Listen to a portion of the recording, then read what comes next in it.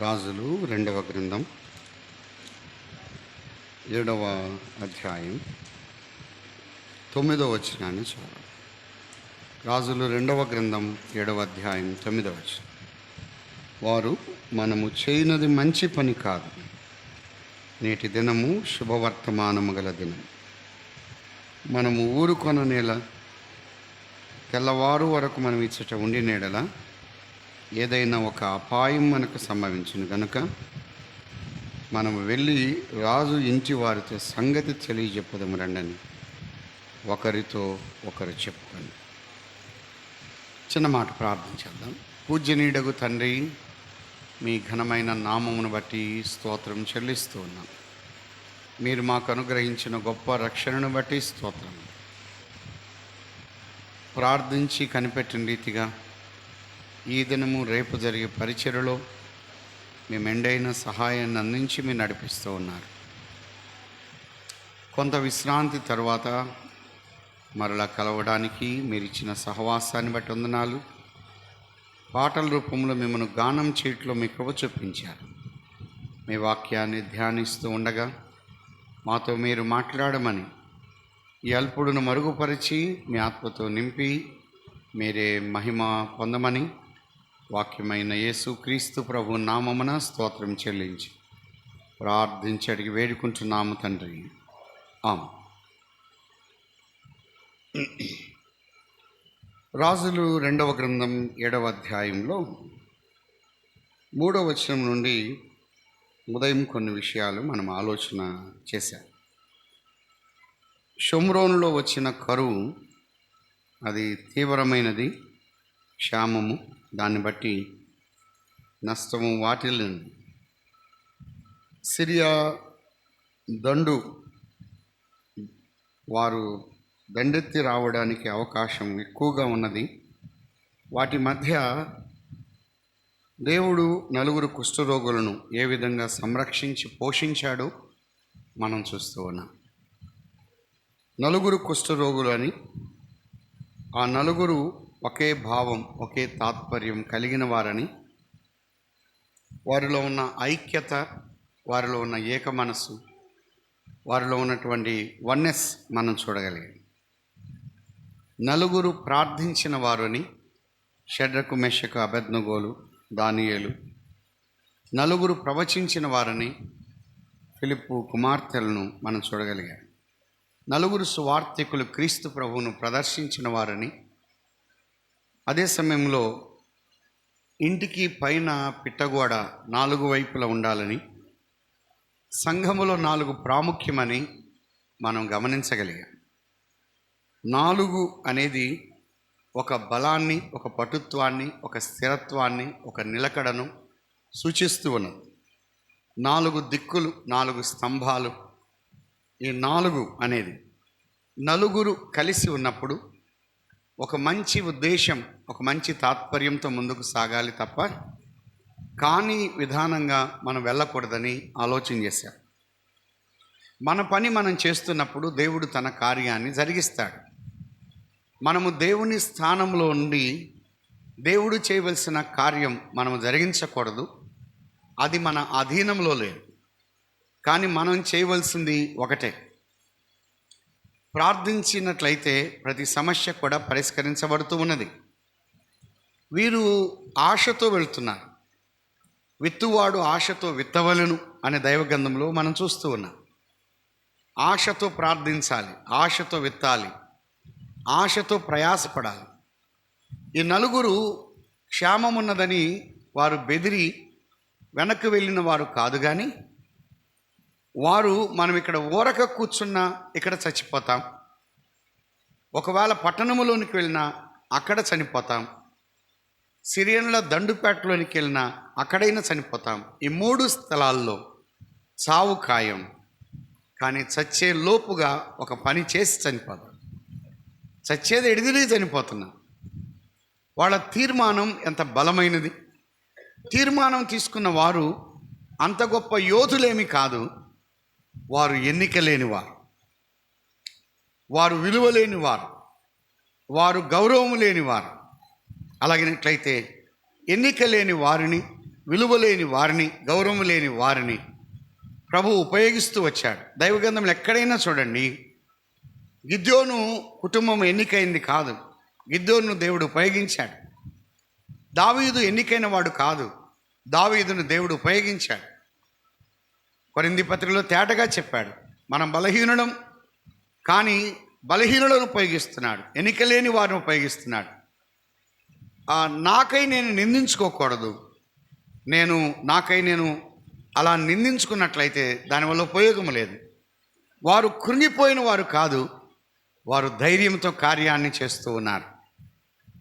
అయితే దేవుడు ప్రభువు చేసిన కార్యం, రథముల ధ్వని, గుర్రముల ధ్వని వినపడగా అక్కడ ఉన్నటువంటి వారు పారిపోతున్నారు.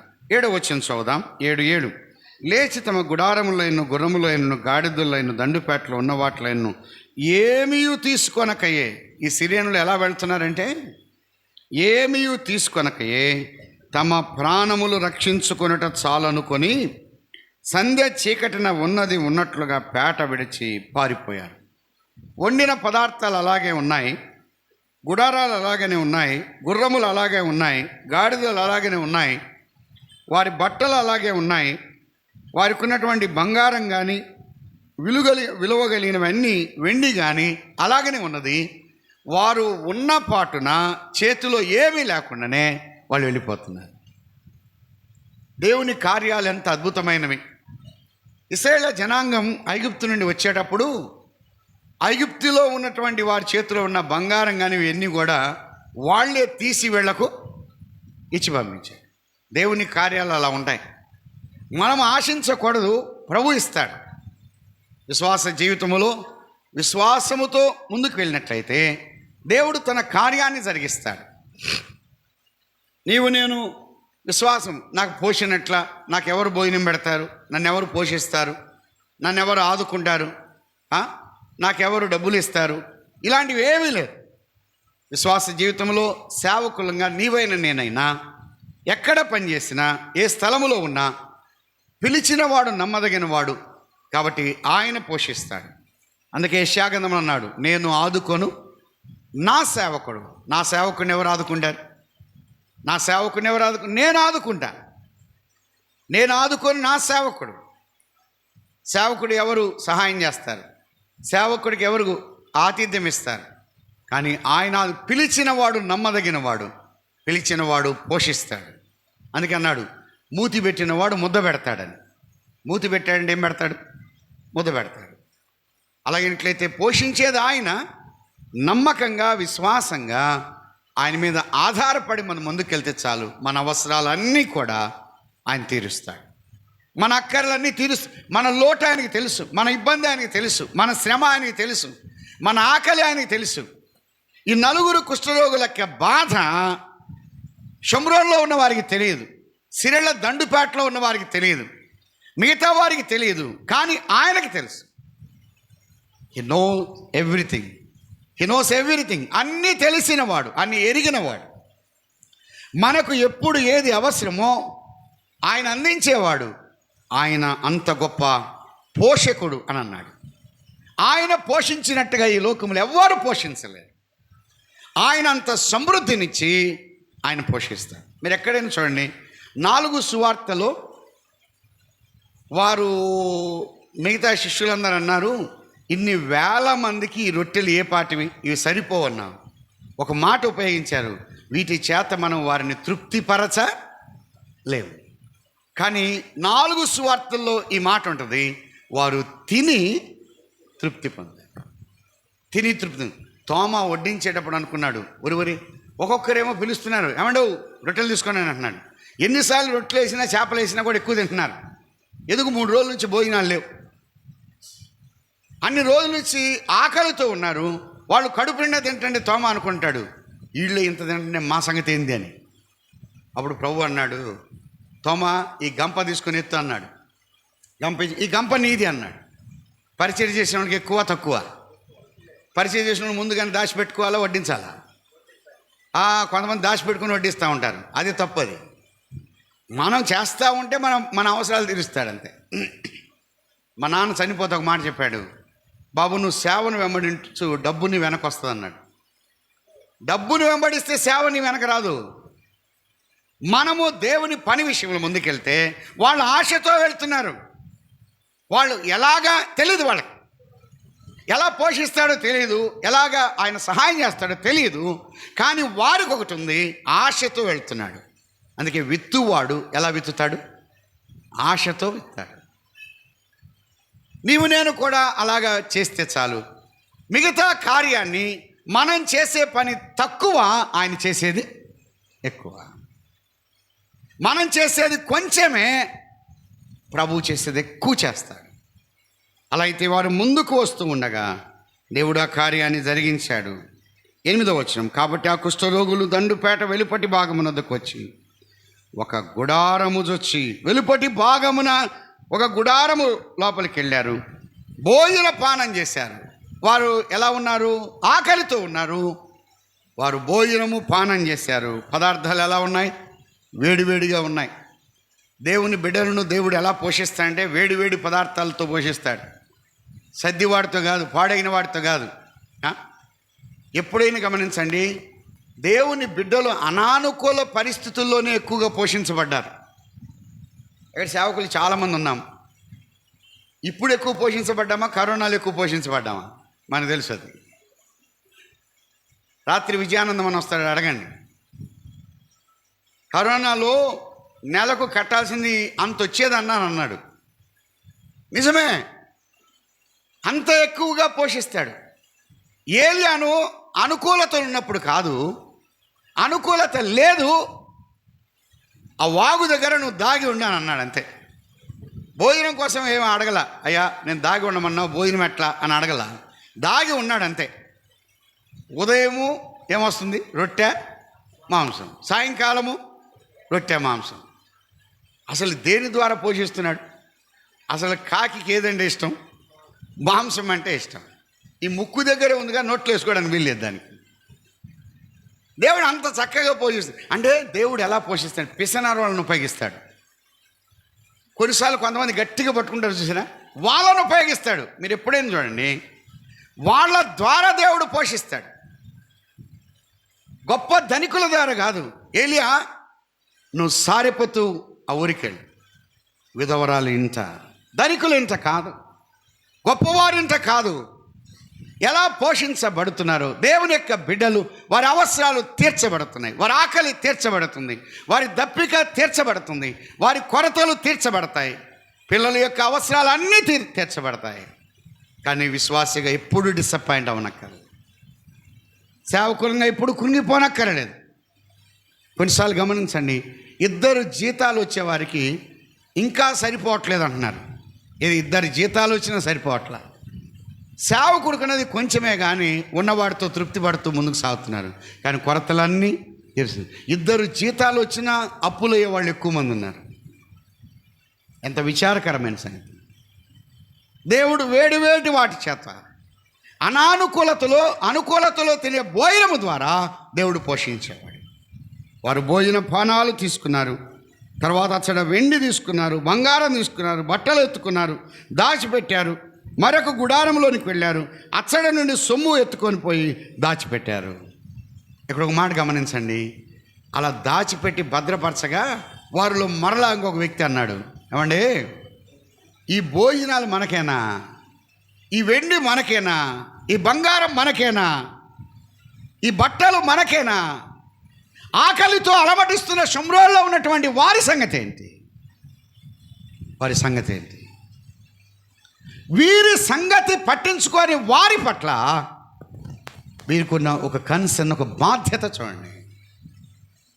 వీళ్ళ పేరే ఎత్తలేదు, వీరు ఊసే ఎత్తలేదు, వీరి ప్రస్తావనే ఎత్తలేదు. కానీ వీరికున్న బర్డన్, వీరికున్న భారం ఒకటే. ఆకలితో ఉన్న వారెట్లా, దప్పికతో ఉన్న వారెట్లా, బట్టలు లేకుండా ఉన్న వారెట్లా, ఆహారం లేకుండా ఉన్న వారెట్లా, వారికెట్లా. మనకేనా ఇది? ఈ వెండి మనకేనా? ఈ బంగారం మనకేనా? ఈ ఆహారం మనకేనా? ఈ వస్త్రాలు మనకేనా? ఈ సమృద్ధి మనకేనా? ఈ సువార్త మనకేనా? ఆ ప్రభువు మనకేనా? వారికెట్లా? సోదరుడా, సోదరి, ఆకలితో ఉన్నవారు ఉన్నారు, పాపములో మగ్గిపోతున్న వారు ఉన్నారు, క్షేమముతో ఉన్నవారు ఉన్నారు, అక్రమంతో ఉన్నవారు ఉన్నారు, అన్యాయంతో ఉన్నవారు ఉన్నారు, కుమిలిపోతున్నటువంటి వారు ఉన్నారు. వారు ఎదురు చూస్తున్నారు. వారికి అట్లా వీరి విషయమై వారు ఆలోచన చేయలేదు, కానీ వారి విషయమై వీరు ఆలోచన. బ్రాడ్ మైండ్, ఒక విశాలత ఉన్నది, ఒక విశాలత ఉంది. కొన్నిసార్లు మన విషయమై ఎవరు ఆలోచన చేయరు, కానీ మనము ఇతరుల విషయమై ఆలోచన చేయాలి. సంకుచితమైన స్వభావం ఎప్పుడు ఉండకూడదు. కొన్నిసార్లు గమనించండి, అందరూ మా ఇంటికి రావాలని నేను కోరుకుంటాను, కానీ నేను మాత్రం ఎవరింటికి వెళ్ళను. ఒక స్తుతికుడికి పెడితే మా ఇంటికి అందరు రండి అంటారు. నువ్వు ఎప్పుడన్నా అందరింటికి వస్తే కదా, నువ్వు రావు, అందరు రావాలి. కొన్నిసార్లు అందరూ మాకు సహాయం చేయాలని, కానీ నలుగురు కుష్ఠరోగులు వారు చేసినా చేయకపోయింది, వారు మన విషయమై ఆలోచన చేసినా చేయకపోయింది, వారు మన విషయమై పట్టించుకున్నా పట్టించుకోకపోయినా, వారు మన విషయమై ఏమాత్రం ఆలోచన లేకపోయినా, వాళ్ళ లాంటి స్వభావం మనకు ఉండకూడదు, వాళ్ళ లాంటి మనస్తత్వం మనకు ఉండకూడదు. సామెత గ్రంథంలో ఒక మాట రాయబడింది, ఒకని మంచితనము వానికి సంతోషాన్ని ఇచ్చును. నా మంచితనము నాకు సంతోషాన్ని ఇస్తుంది, నా భార్యకు కాదు. ఎవరి మంచితనం వారికి సంతోషాన్ని. నువ్వు మంచి చేస్తే అది నీకే తృప్తి, అది నీకే లాభం, నీకే ఫలితం ఉన్నది. దైవగ్రంథంలో ఎక్కువసార్లు చూడండి, కొంతమంది వారి కన్నా ఇతరుల విషయమే ఆలోచన కలిగిన వారు ఉన్నారు. ఉదాహరణకు ఒక వచనం చూద్దాం. ఫిలిప్పీలకు రాసిన పత్రిక మనకందరికి బాగా విదితమే. పౌలు చెరసాల పత్రికలు 4 రాశాడు. ఫిలిప్పీలకు రాసిన పత్రిక 2వ అధ్యాయంలో 20వ వచనం, 2:20. మీ క్షేమ విషయమై నిజముగా చింతించువాడు అతని వంటి వాడు ఎవడు నా యొద్ద లే. అందరూ తమ సొంత కార్యములను చూచుకొనుచున్నారు, కానీ యేసుక్రీస్తు కార్యములను చూడరు. సొంత కార్యములను చూస్తూ ఉన్నారు అని అన్నారు. యేసుక్రీస్తు 4వ వచనం, మీలో ప్రతివాడు తన సొంత కార్యములను మాత్రమే గాక ఇతరుల కార్యం. ఇక్కడ 3 చెప్పాడు. ఒకటి సొంత కార్యములు, 2వది ఇతరుల కార్యములు, 3వది యేసుక్రీస్తు కార్యములు. తిమోతి ఎటువంటి వాడు? తన విషయమై తాను ఆలోచన చేసుకోవడం మాత్రమే కాదు, మీ విషయమై అని అన్నాడు. మీ విషయమై నిజముగా చింతించేవాడు, మీ విషయమై ఆలోచన కలిగి ఉన్నాడు. ఫిలిప్పీలారా, మీ విషయమై చింతిస్తున్నాడు. యోసేపు అన్నల విషయమై, అన్నల క్షేమం కొరకు వచ్చాడు. అన్నలు యోసేపు యొక్క క్షేమాన్ని విచారించిన వారు కాదు. నెహెమ్యా ఇశ్రాయేలు జనాంగం తన ప్రజల యొక్క క్షేమం కొరకు వెళ్ళాడు. దైవగ్రంథంలో ఎక్కడైనా చూడండి, ఇతరుల క్షేమం కొరకు వెళ్ళారు, వారికి క్షేమము లేదు. మన క్షేమం కొరకు మన ప్రభు వచ్చాడు, కానీ ఆయనకు క్షేమము లేదు. ఈ 4 కుష్ఠరోగులు వారి విషయమే ఆలోచన చేస్తున్నారు. 7వ అధ్యాయం 9వ వచనం, రాజుల 2వ గ్రంథం, వారు మనము చేయనది మంచి పని కాదు. అబ్బాయి, మనం చేసేది మంచి పని కాదు. మనకే అన్నీ అయితే వాళ్ళకెట్లా? చాలాసార్లు ఆకలితో ఉన్నవారు ఉన్నారు, సువార్త అందని వారు ఉన్నారు, ప్రభువును తెలియని వారు ఉన్నారు, ప్రభువును ఎరగని వారు ఉన్నారు. వారికెట్లా వారి విషయమై ఎప్పుడైనా నీవు నేను ఆలోచన చేశామా? అలాగినట్లయితే మనము చేయనది మంచి పని కాదు. నేటి దినము శుభవర్తమానము గల దినం, మనము ఊరుకొననేలా అని అన్నాడు.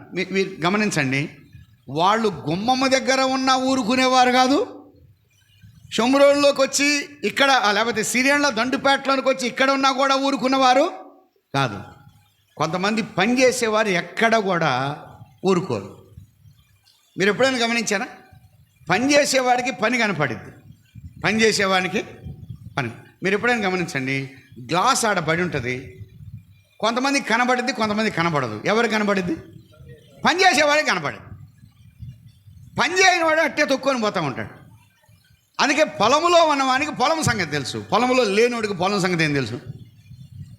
పొలానికి వెళ్తే అది ఇట్టా ఇది ఇట్టా అని. కొంతమంది చూడండి పొలానికి వెళ్తే వాళ్ళు ఊరకుండరు, అది ఇది చేస్తూనే ఉంటారు. కొంతమంది మందిరానికి వచ్చిన నుంచి అది దులపడం ఇది దులపడం, అది చేయడం, ఇది చక్క చేయడం, ఇది చేయడం, ఇదే పని. అంటే పని కలిగి ఉంటారు, ఊరుకోరు అని అన్నారు. విశ్వాసం ఎప్పుడు కూడా మౌనంగా ఉండకూడదు, ఊరుకోకూడదు. అంటే ఏదో ఒక పని కలిగి ఉండాలి, ఏదో ఒక పని కలిగి ఉండాలి. వీరంటున్నారు మనము చేయనది మంచి పని కాదు. నేటి దినము శుభవర్తమానము గల దినము, మనము ఊరుకొని నెల. ఒకవేళ ఊరుకున్నట్లయితే తెల్లవారు వరకు మనం ఇచ్చటువంటి నెల ఏదైనా ఒక అపాయము ఉన్నది, ఒక అపాయం ఉన్నది. మనం కానీ ప్రకటించకపోతే ఏమున్నది? అపాయం ఉన్నది. మనము ఈ వార్త రాజుగారి ఇంటికి చెప్పకపోతే ఏమున్నది? అపాయం. పౌలు అన్నాడు, అయ్యో నేను సువార్త ప్రకటించనేడల నాకు శ్రమ, సువార్త ప్రకటించకపోతే నాకు శ్రమ, అపాయమున్నది. ఈ దినము ఏ దినం అంటే శుభవర్తమానము గల దినం. మనము చేయనది మంచి పని కాదు, కానీ మనము చేయబోయేది మంచి పని. ఈ సాయంకాలం ఒక 4-5 విషయాలు జ్ఞాపకం చేసి నేను ముగిస్తాను. అసలు ఏది మంచి పని, మనం ఏ మంచి పని మనం జరిగించాలి. ఇక్కడ అన్నారు శుభవర్తమానము ప్రకటించుట అది మంచిది, వాక్యము ప్రకటించడం మంచిది. వీళ్ళు ఏం తీర్మానం చేశారంటే వీళ్ళు ఎవరింటికి వెళ్ళాలనుకుంటున్నారు? అసలు వీళ్ళు ఎవరు? వీళ్ళు కుష్ఠరోగులు రాజుగారి ఇంటికి వెళ్తారా? కుష్ఠరోగులు ఊరి బయటికి వెళ్తారు కానీ రాజుగారి ఇంటికి వెళ్తారా? కానీ వీళ్ళు ఏమన్నారంటే రాజుగారి ఇంటికి వెళ్తారు. వాళ్ళు అంగీకరించిన వారు స్వీకరించకపోయినా, వారు వినకపోయినా మనము మాత్రం ఈ వార్త ఎవరింటికి చెప్పాలి? రాజుగారింటికి. చూడండి, వారి ఆశ చాలా పెద్దది, వారి కోరిక చూడండి, వారికి ఉన్నటువంటి అంబిషన్ చూడండి, వారి హృదయంలో ఉన్న ఆకాంక్ష చూడండి. రాజుగారికి వార్త చెప్పాలి. వినకపోయినా, అంగీకరించకపోయినా, స్వీకరించకపోయినా. అందుకే ఈ నేటి దినం ఆ దైవ గ్రంథంలో తేటగా చెప్పాడు తిమోతి పత్రికలో, సమయమందు అసమయమందు. సమయం అంటే అందరూ వచ్చారు, అన్నీ అనుకూలించబడ్డాయి, అదొక సమయం. అసమయం అంటే ఎవరు రాలా, ఎవరు తోడ్పడలా. కానీ సమయం అసమయం. ఉన్నా లేకపోయినా ఆ యొక్క వార్త రాజుగారింటికి చెప్పాలి. వారు వినకపోయినా, వారు అంగీకరించకపోయినా ఈ ఉన్న వాస్తవానికి, ఈ సత్యాన్ని రాజుగారి ఇంటికి చెప్పకపోతే మనకేమున్నది? అపాయం ఉన్నది, ప్రమాదం ఉన్నది, నష్టం ఉన్నది, కీడు ఉన్నది. మనము సువార్త ప్రకటించకపోతే సోదరుడా సోదరి, ప్రభువుని గురించి చెప్పకపోతే అపాయం అన్నది, ప్రభువుని గురించి తెలియపరచకపోతే అపాయం అన్నది. మనం విన్న ప్రభువును, మనం అంగీకరించిన ప్రభువును, మనం స్వీకరించిన ప్రభువును, ఏ ప్రభువులో మనం ఆనందిస్తున్నామో మనము మాత్రమే కాదు, ఆకలితో ఉన్నవారు ఉన్నారు, క్షామముతో ఉన్నవారు ఉన్నారు, దప్పికతో ఉన్నవారు ఉన్నారు. వారికి చెప్పకపోతే మనకు అపాయం అన్నది. ఎన్నిసార్లు సువార్త ప్రకటించాను? సువార్త ప్రకటించడం అంటే కేవలం సువార్తికులు మాత్రమే కాదు, పెద్దలు మాత్రమే కాదు, వ్యక్తిగతంగా సహోదరులు ఎంత గొప్ప పరిచర్య చేసేవారు ఉన్నారు. ప్రభువుని గురించి తెలియపరచడం, సువార్తను మనం అందించడం. కొన్నిసార్లు వ్యతిరేకిస్తారు, కానీ కొంతమంది అంగీకరించరు, కొంతమంది కాదంటారు, కొంతమంది లోపలికి రానివ్వరు. అయినా మీరు వెళుతున్నారు. వారి గొప్పతనాన్ని బట్టి కాదు, వారి విలువను బట్టి కాదు, ఉన్న యథార్థమైన జీవితాన్ని, వారు ఉన్న వాస్తవికమైన సత్యాన్ని రాజుగారి ఇంటికి తెలియపరుస్తున్నారు. శుభవార్త ప్రకటించుట మంచి పని, సువార్త ప్రకటించడం మంచి పని. ఆ భారం మన మీద ఉన్నది. ఆకలితో ఉన్న వారి సంగతి ఏంటి? ఎప్పుడైనా ఆలోచన చేశామా? చాలా స్థలాల్లో ప్రభువుని ఎరుగని వారు ఉన్నారు, ప్రభువుని నమ్మని వారు ఉన్నారు, వారి కుటుంబాల్లో నెమ్మది లేని వారు ఉన్నారు, పాపము చేత కొట్టుమిట్టాడుతున్న వారు ఉన్నారు. వారి విషయం ఏంటి? నాకు తెలిసిన సహోదరుడు ఉన్నాడు, చాలా సంవత్సరాల కిందట నాగార్జున యూనివర్సిటీలో ఎంఎస్సి చేసిన తర్వాత తన యొక్క స్నేహితుడికి సువార్త ప్రకటించినప్పుడు తను సరిగా ప్రభువుని అంగీకరించాల. ఇతను అంగీకరించిన సహోదరుడు ఏం చేశాడంటే ఒకటి రెండు సార్లు ఉత్తరాలు రాశాడు, ఇంకా మానుకున్నాడు. చాలా సంవత్సరాల తర్వాత ఈ ప్రభువును అంగీకరించిన సహోదరుడికి ఒక ఉత్తరము వాళ్ళ ఫ్రెండ్ పిడుగురాళ్ళ ప్రాంతం నుంచి రాశాడు. ఆ పల్నాడు ఏరియా. సహోదరుడా, నువ్వు యేసు ప్రభువుని గురించి నాకు చెప్పావు, కానీ నాకు అప్పుడు అర్థం కాలేదు. నేను చాలా వేదనలో ఉన్నా. నువ్వు దయచేసి మా ఇంటికి ఒకసారి వచ్చి నన్ను కొంత ఆదరించాలి, నేను చాలా కృంగిపోయి ఉన్నానని ఉత్తరం రాశాను. ఈ నాకు తెలిసిన సహోదరుడు, ప్రభువుని నమ్ముకున్న వ్యక్తి ఈ ఉత్తరం చదువుకొని సరే వెళ్దాంలే అని ఆగాడు. ఆ రోజు ఆగాడు, 2 రోజులు ఆగాడు, 3 రోజులు ఆగాడు, 4 రోజులు ఆగాడు. 4 రోజుల తర్వాత ఈ ఉత్తరం తీసుకుని ఆ ఊరికి వెళ్ళాడు. ఆ ఊరికి వెళ్ళి ఆ గ్రామానికి వెళ్ళాడు. ఆ గ్రామానికి వెళ్ళి ఆ వీధిలో నడుస్తూ ఫలాని అబ్బాయి వాళ్ళ ఇల్లు ఎక్కడా అని అన్నాడు. ఏమండి, అదే వాళ్ళ ఇల్లు అన్నారు. ఆయనకి వెళ్తే ఆ ఇంటి ముందు ఒక ఆవిడ ఊడుస్తున్నారు. అమ్మా, ఫలాని అబ్బాయి ఇల్లు అంటే ఇదే నాయన అన్నాను. అమ్మా, నేను వాళ్ళ ఫ్రెండును, నేను ఇంతకుముందు యేసు ప్రభు గురించి ప్రకటించాను, నన్ను పిలిచాడు, రమ్మన్నాడు, ఉత్తరం రాశాడు, అందుకే నేను వచ్చాను అని అంటే ఆమె అన్నదంటే వాళ్ళమ్మ, అయ్యా నిన్నటి దాకా నిన్ను కలవరించారు, నువ్వు వస్తావని, నిన్నే ఇంట్లో ఊరేసుకొని చచ్చిపోయాడు. ఆ సహోదరుడు అన్నాడు, నా ముందు చెప్తూ ఏడుస్తూ, అన్న అతని విషయమై దేవునికి నేను లెక్క అప్పగించాను. అతను వేదనలో ఉన్నప్పుడు ఉత్తరం రాసినప్పుడు ఒక హైందవుడిగా ఉండి ఇలాంటి పరిస్థితుల్లో ఉన్నానంటే నా విషయాలు, నా వ్యక్తిగతమైన విషయాలు, నా పోషణ, నా సుఖాన్ని నేను చూసుకున్నాను, కానీ అతని విషయం నేను పట్టించుకోలేదు. నేను ప్రభువు దగ్గర ఖచ్చితంగా ఈ సహోదరుడి విషయమై నేను లెక్క చెప్పాలి. ఆకలితో ఉన్నారు, నెమ్మది లేని వారు ఉన్నారు, బంధువులు ఎంతమంది ప్రభువు నమ్ముకోలేదు, రక్షణ పొందని వారు అనేక మంది ఉన్నారు. మా చిన్నాన్న చాలా సంవత్సరాలు అయింది ప్రభువు నమ్ముకోలే. తిమ్మసముద్రం మత్తే మరియమ్మ గారి చిన్న కొడుకు. నాన్న పెద్ద ఆయన సేవ చేస్తారు. నాన్న ఎన్నోసార్లు చెప్పేవాడు, లుకా నువ్వు ప్రభువుని నమ్ముకో, ప్రభువుని నమ్ముకో, ప్రభువుని నమ్ముకో అని. చివరి వరకు చెప్తూనే వచ్చారు.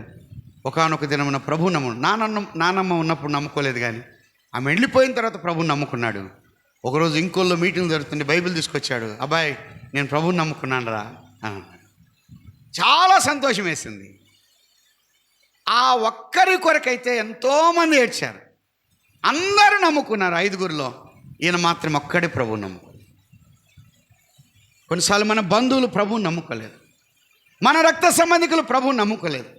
వారు ఆకలితో ఉన్నారు, వారు పాపములో ఉన్నారు, వారు అక్రమములో ఉన్నారు, వారు నెమ్మది లేని పరిస్థితుల్లో ఉన్నారు. ఆ విషయమై నీ బాధ్యత, నా బాధ్యత కాదా? ఏదో ఒక రీతిగా ప్రభువును పరిచయం చేయడం. ఏది మంచిదంటే శుభవార్త ప్రకటించుట మంచి పని. మనము చేసేది మంచి పని కాదు, మనము చేయబోయేది మంచి పని. ఇంతవరకు చేసింది మంచిది కాదు, ఇక నుండి చేయబోయేది ఇది ఏ పని? మనం చచ్చిపోయే లోపుగా ఒక మంచి పని చేసి చచ్చిపోవాలి. చచ్చేది మాత్రం ఖాయం. ఒక మంచి పని చేసి చచ్చిపోదాం, ఒక మంచి పని చేసి చనిపోదాం. ఒకటి ఏది మంచిది? శుభవార్త ప్రకటించుట మంచిది, ప్రభువును తెలియపరచడం మంచిది, ఉన్న రక్షకుని తెలియపరచడం మంచిది, ఆయన పొందిన శిలువ మరణాన్ని లోకానికి తెలియపరచడం, మన బంధువులకు తెలియపరచుట మంచిది. ఏది మంచిది? 92వ కీర్తన మొదటి 2-3 చరణాలు మనం చూద్దాం. 92వ కీర్తన మొదటి 2-3 చరణాలు. యెహోవాను స్తుతించుట మంచిది, మహోన్నతుడా నీ నామమును కీర్తించుట మంచిది. ఉదయమున నీ కృపను, ప్రతి రాత్రి నీ విశ్వాస్యతను 10 తంతుల స్వరమండలముతోను గంభీర ధ్వని గల సితారతోను ప్రచురించుట మంచిది. ఏది మంచిది అన్నాడు? స్తుతించుట మంచిది, కీర్తించుట మంచిది, ప్రచురించుట మంచిది. ప్రభువును స్తుతించడం మంచిది, కీర్తించడం మంచిది, ఆయనను ప్రచురపరచడం మంచిది. ఒక మంచి పని చేద్దాం, అది మంచి పని. ఒకటి శుభవార్త ప్రకటించుట మంచిది, రెండవది ప్రభువును స్తుతించుట మంచిది.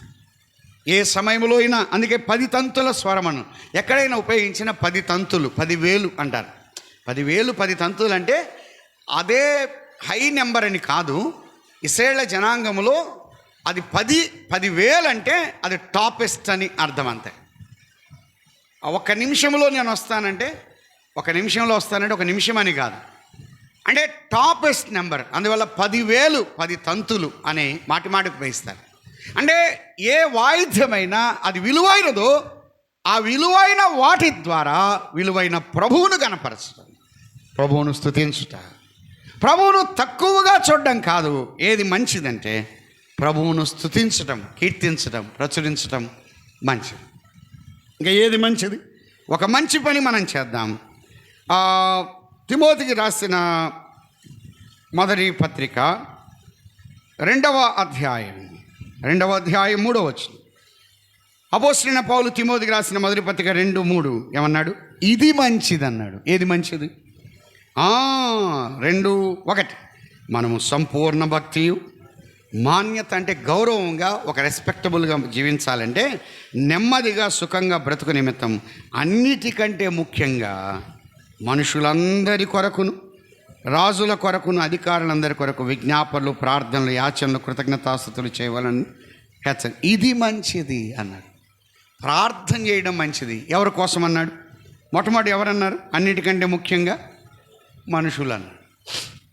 మనం ఎప్పుడు ప్రార్థన చేసినా కుటుంబ ప్రార్థనలు ఎవరి కోసం చేస్తాం? మన కోసమే చేసుకుంటాం. కానీ ఇక్కడ ఏమన్నా అంటే మనుషులందరి కొరకు. పక్కింటి వాళ్ళ వల్ల ఎందుకు గొడవలు వస్తున్నాయి? వాళ్ళ కోసం మనం ఏం చేయం? ప్రార్థన. ఎప్పుడైతే సమస్య వస్తుందో ఆ రోజు నుంచి ఏం చేస్తాం? వాళ్ళ కోసం ప్రార్థన చేస్తాం. మనుషుల కొరకు ప్రార్థన చేయాలి. ఇక్కడ అన్నాడు అధికారుల కొరకు. ఎవరైతే ఆఫీసర్స్ ఉన్నారో వారి కోసం మనం ప్రార్థన చేయాలి. కొన్నిసార్లు వాళ్ళ కోసం ప్రార్థన చేయం, సెలవు ఇవ్వమంటే అట్టేస్తారు. సెలవు ఇవ్వరు. ముందు వాళ్ళ కోసం మనం ఏం చేయాలి?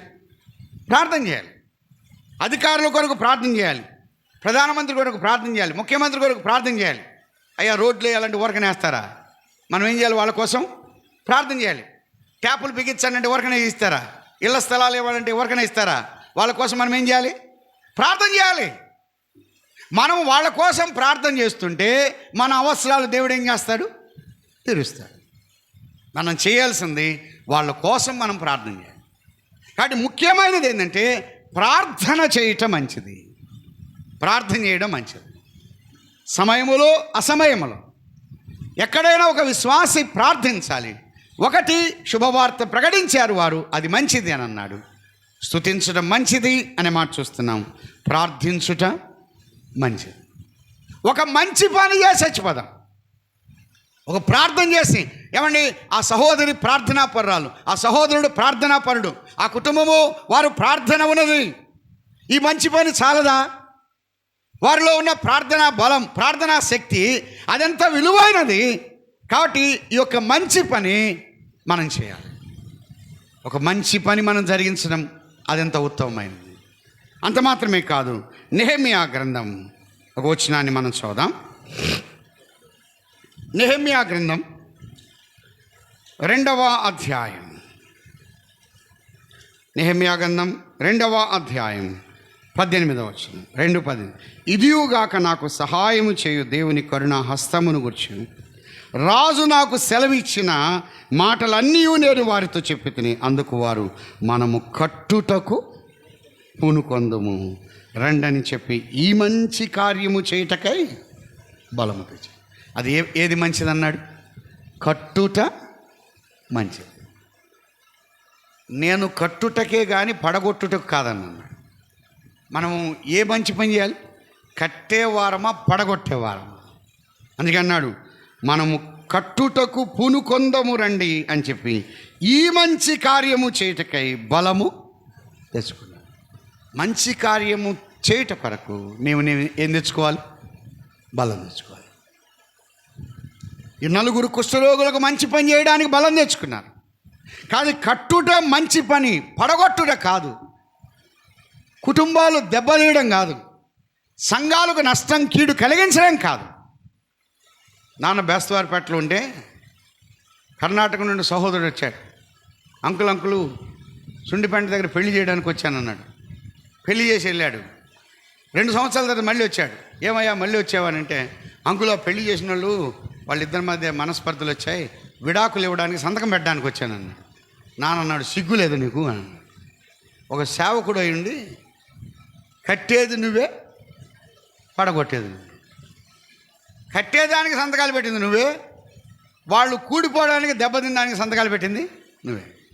కొంతమంది వాళ్ళే కడతారు, వాళ్ళే పడగొడతారు. ఒక భక్తుడు అన్నాడు, వాళ్ళే కంటారు, వాళ్ళే చంపుకుంటారంట. వాళ్ళే కని వాళ్ళే చంపుకుంటారు. మనము కట్టుటకు పూనుకొందాము. వాక్యము ద్వారా వ్యక్తులను కట్టాలి, కుటుంబాలు కట్టాలి, విశ్వాసులను కట్టాలి, సంఘాలు కట్టాలి. అలాగనట్లయితే నీవు నేను కట్టుట అనేది తగాదాలు పెట్టడం కాదు, జగడాలు పెట్ట కాదు, గొడవలు పెట్ట కాదు. కొన్నిసార్లు అనైక్యతకు దారి తీయడానికి చాలా సందర్భాల్లో నేనే కారణంగా ఉన్నానా? ఇద్దరు సేవకుల మధ్య, ఇద్దరు పెద్దల మధ్య, రెండు కుటుంబాల మధ్య వారు విడిపోవడానికి, వారు నష్టపోవడానికి నేనే కారణంగా ఉన్నానా? మనము కట్టుటకు పూనుకొందాము రండి. పడిపోయిన ప్రాకాలు కడుతూ ఉన్నాడు. అందులో ప్రయాసం ఉన్నది, అందులో శ్రమ ఉన్నది, అందులో కష్టం ఉన్నది. మనము కట్టుటకు పూనుకొందాము రండి. ఈ మంచి కార్యం చేద్దాం. మనము చనిపోయే లోపుగా ఈ మంచి పని చేసి చనిపోదాం. అదే పని అది, కట్టుట మంచి పని అని అన్నాడు. ఒకటి ప్రకటించడం మంచిది, స్తుతించడం మంచిది, ప్రార్థించడం మంచిది. ఇక్కడ అన్నాడు కట్టుట మంచిది. మరొక మాట మనం చూద్దాం. మత్తయి సువార్త ఉదయం కూడా జ్ఞాపకం చేసుకున్నాం మరొక కోణంలో. మత్తయి సువార్త 26వ అధ్యాయం 8వ వచనం. శిష్యులు చూచి కోపపడి, ఈ నష్టం ఎందుకు? దీనిని గొప్ప వెలకు అమ్మి బీదలకి ఇవ్వచ్చునే అనేది. యేసు ఆ సంగతి తెలుసుకొని, ఆ మాట చదవండి, ఏమన్నాడు? ఈ స్త్రీ నా విషయమై ఒక మంచి కార్యము చేశాను, ఈమెను మీరేలా తొందరపడి. మీరు ఎప్పుడైనా గుర్తుపెట్టుకోండి, మంచి పని చేస్తే ఖచ్చితంగా తొందరలు ఏర్పడతాయి. చెడ్డ పని చేస్తే తొందర ఏర్పడదు. ఒక వ్యక్తి తాగి పడిపోతే ఇంకొక సీసా అందిస్తారు, కానీ అదే వ్యక్తి బైబిల్ తీసుకొని వస్తే ఎగతాళి చేసేవాళ్ళు ఎక్కువ మంది, పెద్ద మారాడయా అని. ఒక మంచి పని చేస్తే ఖచ్చితంగా తొందర ఏర్పడుతుంది. అందుకే అన్నాడు, ఈ స్త్రీ నా విషయమై ఒక మంచి కార్యము చేశాను. ఆమె ఏం చేసింది? ఆ అత్తరు తీసుకొచ్చింది. అత్తరు బుడ్డి ఆయన వద్దకు తీసుకొచ్చి ఆయన తల మీద పోసింది. ఆయన ఏం చేస్తుంది? యోహాను సువార్త 12వ అధ్యాయంలో ఆయన్ను ఆరాధిస్తుంది. ఆ పాదములకు పూసింది, తల వెంట్రుకలతో పాదాలు తుడుస్తుంది. అంటే ఆయన గౌరవిస్తుంది, ఆయన ఆరాధిస్తుంది, ఆయన పూజిస్తుంది, ఆయన సన్మానిస్తుంది. ఏది మంచిది? ఆరాధించడం మంచిది, ఆయన్ను ఘనపరచడం మంచిది, సన్మానించడం మంచిది, హెచ్చించడం మంచిది. సోదరుడా సోదరి, ఆరాధనలో మన ప్రభు హెచ్చించబడాలి, అది మంచిది. చాలా సందర్భాల్లో కొంతమంది ఆరాధన తలంపులు ఇచ్చేవారు చాలా స్థలాల్లో ఏం చేస్తున్నారంటే, సొలొమోను విషయం చెప్పి, దావీదు విషయం చెప్పి, అనేక మంది భక్తుల విషయం చెప్పి ప్రభు విషయం మాత్రం ఒక్క నిమిషంలో ముగిస్తున్నారు. చాలా పొరపాటు. అసలు చెప్పాల్సింది ఎంత? ఎవరిని? ప్రభువునే. మన యొక్క గురి, మన నిర్దిష్ట లక్ష్యం, మన గమ్యం అదంతా కూడా మన ప్రభు అయి ఉండాలి. ప్రభువుని గురించి చూపింది. సువార్తలో కూడా కేంద్రము ఎవరంటే పరలోకం కాదు, నరకం కాదు, ముఖ్యంగా ఎవరు? ప్రభు అయిన యేసుక్రీస్తు. చాలామంది సువార్తకు వచ్చి సువార్త చేసేవాళ్ళు ఏమండి మేమెంతో ప్రయాసపడి వచ్చాం, ఖర్చుపడి వచ్చాం, కష్టపడి వచ్చాం, మా డబ్బులు మేమే పెట్టుకొని వచ్చాం, మా ఉద్యోగాలు మానుకొని వచ్చాం, మీరు ప్రభువుని నమ్ముకోండి. ఇదే మన గురించి చెప్పుకొని, సానుభూతిని చెప్పుకొని మనం ప్రభువుని నమ్ముకోమని అడగడమా? అది చాలా తప్పు. మనం ఎవరిని చూపించాలి? ప్రభువు. ఈ దినాల్లో చాలాసార్లు మన యొక్క సేవలో, మన పరిచయంలో ప్రభు ప్రకటించబడలేకపోతున్నాడు. అలాగనట్లయితే ప్రభువును ఆరాధిస్తుంది. ఆ ఇంటిలోనికి వచ్చింది. యోహాను సువార్త 12వ అధ్యాయంలో అత్తరు ఆయన పాదములకు పూసింది. తన దగ్గర అది విలువైనది. అత్తరు కంటే విలువైన వాడెవరు? ప్రభు అయిన యేసుక్రీస్తు. మన జీవితానికి విలువైన వాడు ఆయనే. ఆయన విలువార్థమైతే ఖచ్చితంగా మన ప్రభువును శ్లాఘిస్తాం, కనబరుస్తాం, హెచ్చిస్తాం, ఆయన్ను కొనియాడతాం, ఆయన యొక్క ఔన్నత్యం, ఆయన గుణగణాలు, ఆయన ఎటువంటి వాడో అన్న సంగతి మనకు మరియకు అర్థమైంది. ఆయన విలువ అర్థమైంది. ఆయన అంత గొప్ప రక్షకుడు. కల్లారా మా సొంత సహోదరుడు ఉన్నాడు లాజరు. అంతవరకు సమాధిలో ఉన్నవాడు ఈ రోజున ప్రభువుతో ఉన్నాడు. ఆమె ఆరాధించలేక ఉండలేకపోతుంది. ఆయనను ఘనపరచలేక ఉండలేకపోతుంది. ఆయన హెచ్చిస్తుంది. ఆమె నేరుగా వచ్చి ఎవరిని కలుస్తుంది? ప్రభువునే కలిసింది. యోహాను సువార్త 12వ అధ్యాయంలోకి మాట చదువుదాం. యోహాను సువార్త 12వ అధ్యాయం 3వ వచనం. అప్పుడు మరియ మిక్కిలి విలువగల అచ్చ జటామాంసి అత్తరు ఒక సేరున్నర ఎత్తు తీసుకొని యేసు పాదములకు పోసింది. నేరుగా ఎవరిని కలుస్తుంది? యేసు క్రీస్తు ప్రభువారిని కలుస్తుంది. ఆయన పాదములకు పోస్తున్నది. అంటే మత్తయి సువార్త 26:6-7 వచనాలు ఉంది. ఆ ఒక స్త్రీ మిక్కిలి విలువగల అత్తరు బుడ్డి తీసుకొని ఆయన యొద్దకు వచ్చి, నేరుగా ఎవరి యొద్దకు వస్తుంది? ప్రభు యొద్దకు వస్తుంది. ఆయన యొద్దకు వచ్చి, అంటే కేంద్రం ఆయనే, ముఖ్యమైన వాడు ఆయనే. ఆయన యొద్దకు వచ్చి ఆమె యొక్క గురి, ఆమె నిర్దిష్ట లక్షణం, ఆమె యొక్క మనసు ప్రభు అయి ఉన్నాడు. ఆరాధనలో కేంద్రం మన ప్రభువే. ఆయన యొద్దకు రావడం. శిష్యులు ఉన్నారు, మిగతా వారు ఉన్నారు, ఎవరిని కలవలా. నేరుగా ఎవరిని కలుస్తుంది? ప్రభు. ఎప్పుడైనా సరే ఆదివారం రొట్టె విరిచే కూడిక ప్రారంభించిన తర్వాత ఇంక ఎవ్వరు కూడా ఒకరినొకరు వందనాలు చెప్పుకోకూడదు. ఆ వందనాలన్నీ ఎవరికి పోవాలి? ప్రభుకి. స్టేజ్ మీద ప్రధానమంత్రి, ముఖ్యమంత్రి, అధికారులు ఉన్నారనుకోండి, మన వార్డు ప్రెసిడెంట్, సర్పంచ్ ఉన్నాడు అనుకోండి, మనము వేదిక మీదకి వచ్చినప్పుడు మనకు సర్పంచ్ అంత పరిచయమైనా మనకు ముఖ్యంగా ఎవరిని మనం కలుస్తామంటే ప్రధానమంత్రినే కలవాలి. అది ప్రోటోకాల్ అంటే. ప్రధానమంత్రిని మనం విష్ చేసుకొని తర్వాత వెళ్ళాలి. మన సర్పంచ్ మనకు బాగా పరిచయమైన ఆయన దగ్గర నేరుగా పోకూడదు. అదంత విలువైంది కాదు. మన ప్రభువునే కలవాలి. సేవకులున్నా, పెద్దలున్నా, ఎవరున్నా ఆ ఆరాధనలో రొట్టె విరిచే కూటలో అందరూ సమానులే. కానీ నేరుగా ఎవరిని కలవాలంటే ప్రభువునే కలవాలి. చాలా సందర్భాల్లో కొంతమంది తలుపు దగ్గరే కుర్చీ వేసుకొని ఉంటారు. వీళ్ళు వచ్చేవాళ్ళంతా వాళ్ళకి వందనాలు చెప్పి లోపలికి వెళ్ళాలి. ఇది అంత మర్యాద కాదు. అది ఆయన యొద్దకు వచ్చి, శిష్యుల యొద్దకు వచ్చి అని లేదు, ఆయన యొద్దకు వచ్చి ఆయనను ఘనపరుస్తుంది. ఆ అత్తరంతా ఎవరికి పూసింది? ప్రభుకు పూసింది. ఆ ఇల్లు అత్తరు వాసనతో నిండింది. ఆ అత్తరు ఎవరికి పూసింది? ప్రభువుకు. కానీ ఆ ఇల్లంతా ఏ వాసన ఉంది? ఒక విషయం గుర్తుపెట్టుకోవాలి, మన ప్రభువును ఘనపరుస్తూ ఉండగా ఆ వాసన అనేది సంఘములో వారు కూడా ఏం చేయాలి? మనం స్తుతులు చెల్లిస్తే, మన ప్రభువుని గురించి తెలియపరిస్తే, ప్రభువును ప్రదర్శిస్తే, ప్రభువును మనము ఎక్కువగా చూపించినట్లయితే అది ప్రభువుకు మాత్రమే కాదు, వచ్చినటువంటి తోటి సహోదర సహోదరులు కూడా ఆ వాసన ఏమవ్వాలి? అందాలి. మన స్తుతుల్లో ఆ వాసన అందుతుందా? ఆరాధన తలంపుల్లో తోటి సహోదరుడు, తోటి సహోదరి ఆమెన్ అని చెప్పడానికి ఆ వాసన వారికి అర్థమవుతుందా? ఆ వాసన వారు గ్రహించగలుగుతున్నారా? అలాగినట్లయితే ఆ ఇల్లు అత్తరు వాసన. ఆరాధించడం మంచిది, ఆయన్ను ఘనపరచడం మంచిది, హెచ్చించడం. మనం ఒక మంచి పని చేద్దాం, ఒక మంచి పని చేద్దాం. ఒక యవనస్తుడు వచ్చి ప్రభువుని అడుగుతున్నాడు. మత్తయి సువార్తలో మనం చూద్దాం. మత్తయి సువార్త 19వ అధ్యాయం 16వ వచనం. మత్తయి సువార్త 19:16. ఇదిగో ఒకడు ఆయన యొద్దకు వచ్చి, బోధకుడా, నిత్యజీవం పొందుటకు నేను ఏ మంచి కార్యము చేయాలి? నిత్యజీవం పొందాలంటే నేను ఏ మంచి పని చేయాలి? అంటే ఏ మంచి పని చేయడానికి ఈ యవనస్తుని దగ్గర ఏమున్నాయి?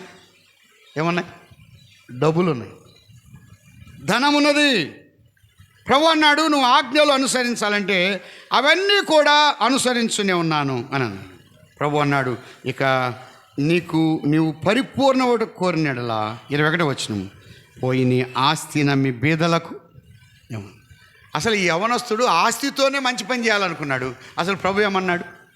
ఆ ఆస్తి పేదలకు ఇవ్వమన్నాడు. మనకు ఉన్న వాటి ద్వారా మనం మంచి పని చేయడం కాదు. ఆయన నాడు ఈ దినాల్లో అనేక మంది అంతే, నాకు ఆస్తి ఉన్నది, నాకు ఉద్యోగం ఉన్నది, నాకు ఆస్తులు అంతస్తులు ఉన్నాయి, మేడలు ఉన్నాయి, నాకు పలుకుబడి ఉన్నది, నేను ఒకటి చేసి నేను ఖర్చు పెట్టి ఒక మంచి పని చేస్తాను, అప్పుడు నిత్య జీవాన్ని పొందుతాను. ఇటువంటి మంచి పనుల ద్వారా ఏ వ్యక్తి కూడా నిత్య జీవాన్ని పొందలేడు. నువ్వు నన్ను వెంబడించు, నన్ను అంగీకరించు, నన్ను విశ్వాసం ఉంచు, నా యందు నమ్మకం ఉంచు. అదే ఈ లోకములో ఏ మంచి పను. అందుకన్నాను, మన నీతి క్రియలన్నీ కూడా ఆయన ఎదుట ఎలా ఉన్నాయి? కేవలం మురికి ఉడలు, మురికి పేలికలు. మనం ఎంత మంచి పని చేసినా ఆయన సమ్మతించేవాడు కానే కాదు. ఆయన వెంబడిస్తే చాలు, ఆయన అంగీకరిస్తే చాలు. ఆయన అంగీకరించని వారెవరైనా ఉన్నారా? మంచివాడు ఒక్కడే, ఆయన ఒక్కడే మంచివాడు. ఇర్మియా గ్రంథం 33వ అధ్యాయం 10-11 వచనాలు కలిసి ఉన్నాయి. ఇర్మియా గ్రంథం 33వ అధ్యాయం 10-11 వచనాలు కలిసి ఉన్నాయి. మధ్యలో ఒక మాట అన్నాడు, యెహోవా మంచివాడు, యెహోవా మంచివాడు. అందుకే ఆయన ఉత్తముడని రుచి చూచి తెలుసు. ఉత్తముడెవరు? ఆయనే.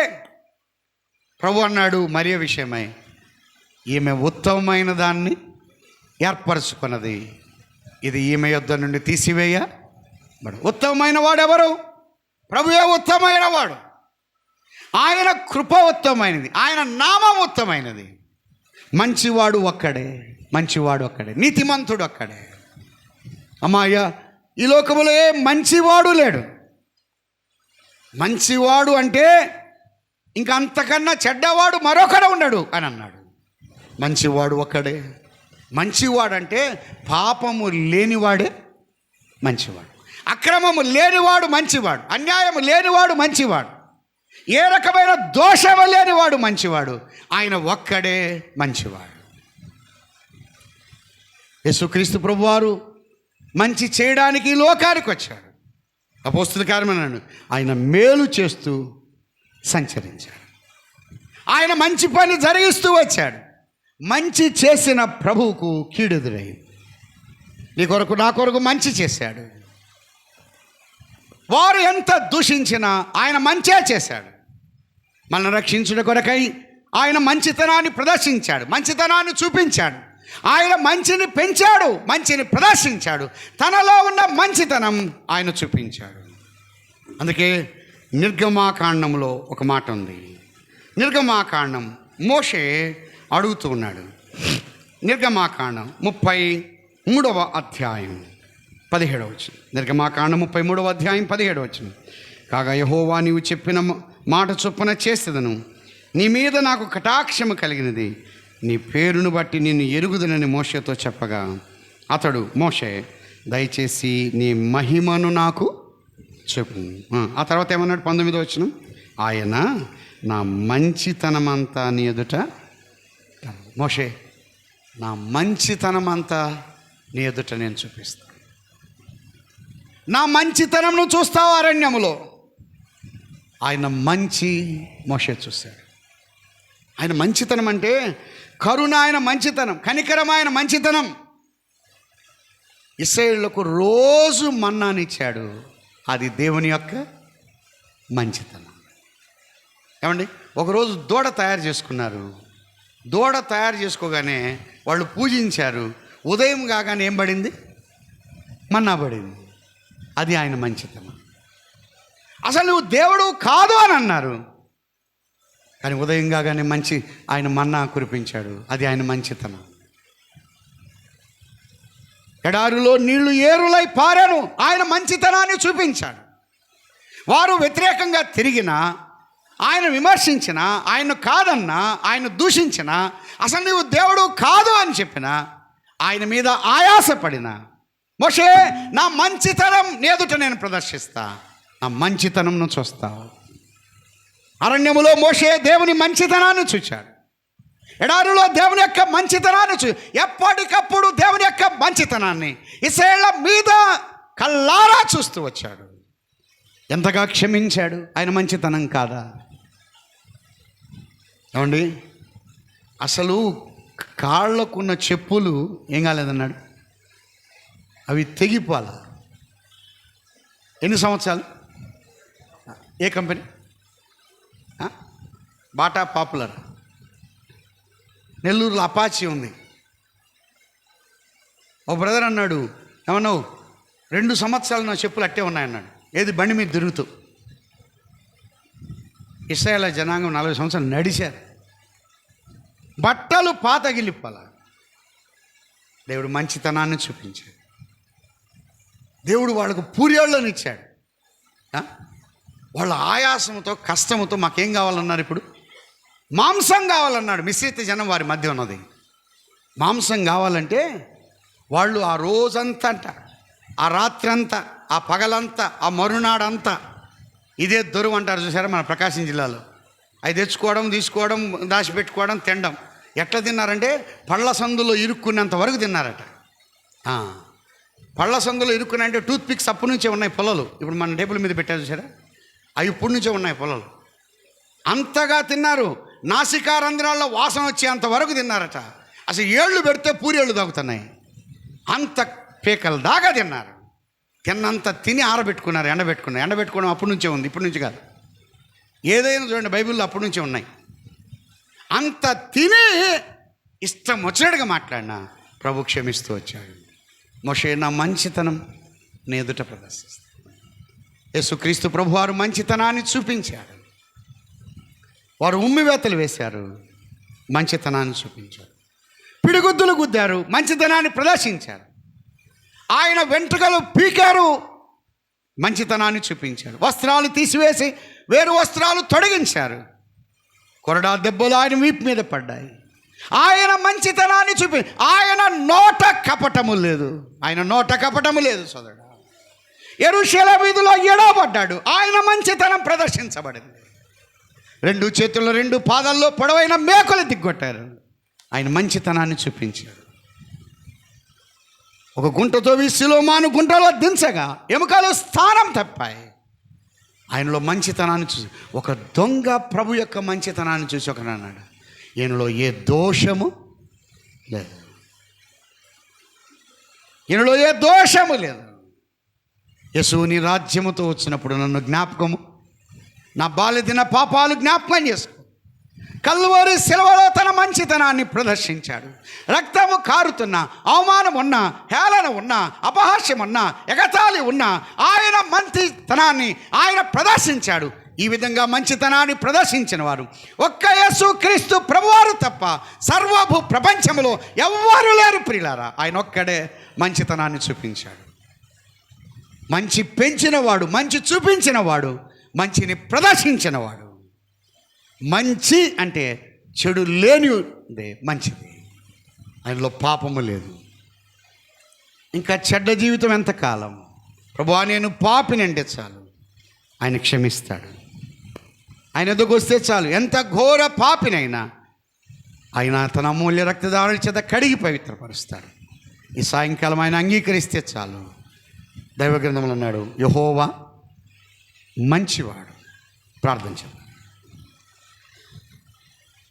దయగల దేవా, 4 కుష్ఠరోగులు ఒక మంచి కార్యం చేసినట్టుగా మా జీవితాల్లో ఆశించక మేము మంచి పని చేయవారంగా మమ్మల్ని ఉపయోగించండి. ప్రకటించటం మంచిదని, స్తుతించటం మంచిదని, ప్రార్థించటం మంచిదని, కట్టుట మంచిదని, ఈ లోకములో ఏ మంచి కార్యము ద్వారా పరలోక రాజ్యము చేరలేమని మీ అమూల్య రక్తధారల చేత కడగబడి మీ బిడ్డలుగా తీర్చబడితేనే ఆ నిత్యత్వం ఉన్నదని, మీరు మాత్రమే మంచివారు అన్న సంగతిని మేము గ్రహించాము.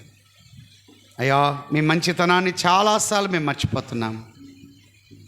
మీ మంచితనం కలిగి మేము జీవించడాన్ని మాకు నేర్పించమని, తిరిగా మాట్లాడవలసిన మీ దాసులను బలపరిచి మీరు ఉపయోగించమని వాక్యమైన యేసుక్రీస్తు ప్రభు నామమున స్తోత్రం చెల్లించి ప్రార్థించి అడిగి వేడుకుంటున్నాము తండ్రి. ఆమేన్. అందరికీ వందనాలు.